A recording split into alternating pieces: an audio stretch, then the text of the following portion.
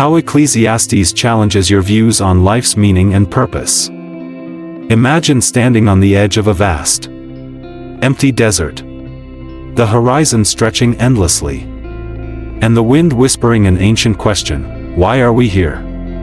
The words of Ecclesiastes rush in like that wind, disquieting yet comforting, ancient yet startlingly modern.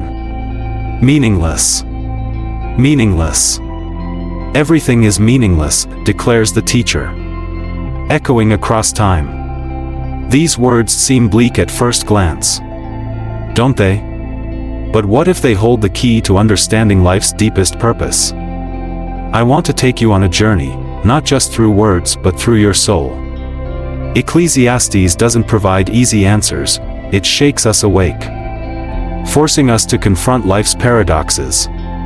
Its words strip away our illusions. But in doing so, they reveal a clarity that can change everything. Pause for a moment. When was the last time you truly questioned what drives your life?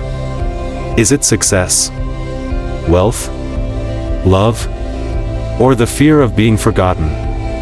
Ecclesiastes pushes us to face the uncomfortable truth: all these pursuits, without deeper meaning, are like chasing the wind.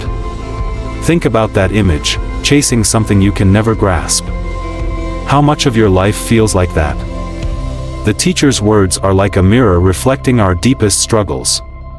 There is nothing new under the sun, he says, challenging the modern obsession with novelty and progress. But is this a call to despair? Or is it an invitation to look beyond what the sun illuminates? You see, Ecclesiastes isn't nihilistic. It's deeply realistic. It dismantles our false securities to point us towards something greater. Let me share a story. Picture a young man, full of ambition, tirelessly climbing the corporate ladder. He wins accolades. His bank account swells. Yet he lies awake at night, haunted by a hollow ache. What's it all for? He whispers into the darkness. Perhaps you felt that too, a creeping sense that what the world celebrates doesn't truly satisfy. Ecclesiastes meets us in that darkness, whispering back, life is a gift, not a race. But here's the twist: Ecclesiastes isn't telling us to abandon life but to embrace it differently. To see beauty in fleeting moments, the laughter of a friend, the warmth of sunlight on your skin. It's not about rejecting life but savoring it, free from the illusion that we can control its outcomes. Let me ask you, if everything you worked for disappeared tomorrow, what would remain? What would still matter? Ecclesiastes doesn't give us the answers, it gives us the courage to ask these questions. And when we do, we begin to see that meaning isn't something we achieve, it's something we receive. How Ecclesiastes reveals the paradox of time and eternity. Time, it slips through our fingers like grains of sand. Ecclesiastes famously declares, there is a time for everything, and a season for every activity under the heavens. These words are poetic, yet they carry a profound tension. Time is both our greatest gift and our greatest limitation. Think about your own life.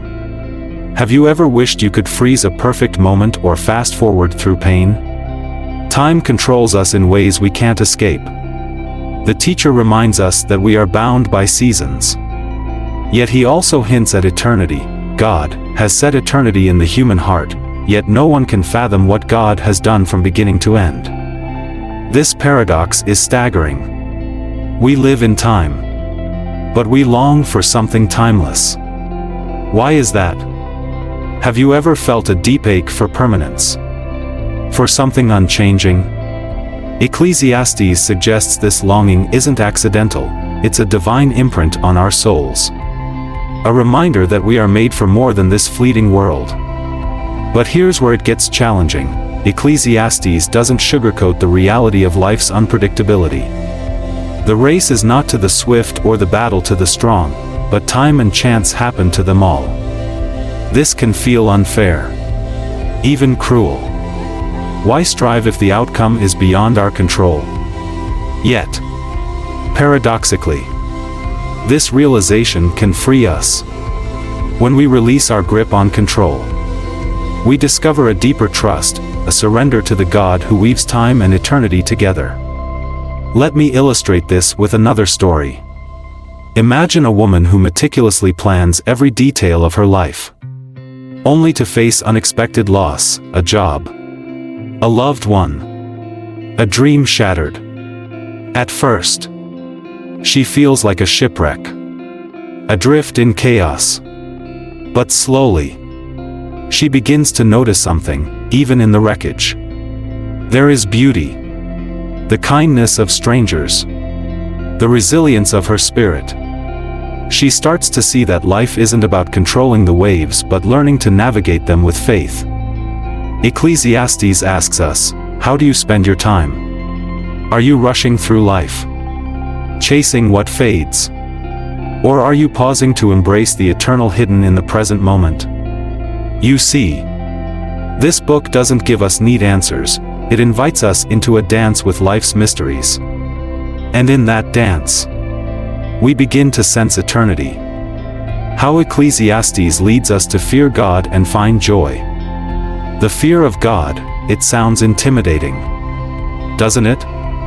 But Ecclesiastes reveals it as the secret to life's meaning. Now all has been heard, here is the conclusion of the matter: fear God and keep His commandments. For this is the duty of all mankind. This isn't about terror, it's about awe, reverence, and alignment with the one who holds all things. Let me ask you, when was the last time you stood in awe of something greater than yourself? A breathtaking sunrise, the laughter of a child, the vastness of the stars? Ecclesiastes calls us back to this awe, not as an escape from life but as the way to truly live it. When we fear God, we stop fearing everything else. We stop being slaves to the opinions of others, to the pursuit of wealth, or to the grip of time. Instead, we find freedom in the knowledge that we are held by the eternal. And here's the paradox: the fear of God leads us to joy. Ecclesiastes repeatedly tells us to eat, drink, and find satisfaction in our work. At first, this sounds almost hedonistic, but it's deeply spiritual. When we fear God, we no longer need to prove ourselves. We can delight in life's simple gifts, knowing they come from His hand. Imagine a man sitting at a table, sharing a meal with loved ones. The food is ordinary, the setting humble, yet his heart overflows with gratitude. He isn't anxious about tomorrow or bitter about the past. He is fully present, aware that this moment is a gift. That's the joy Ecclesiastes offers, a joy rooted not in circumstances but in surrender. Let me end with this: Ecclesiastes isn't a book of despair. It's a book of hope, a hope that breaks through when we stop chasing the wind and start fearing God. And when we do, we find that life, in all its fleeting beauty, is enough. What will you do with this moment? Will you let it slip by? Or will you live it as a gift? The choice is yours.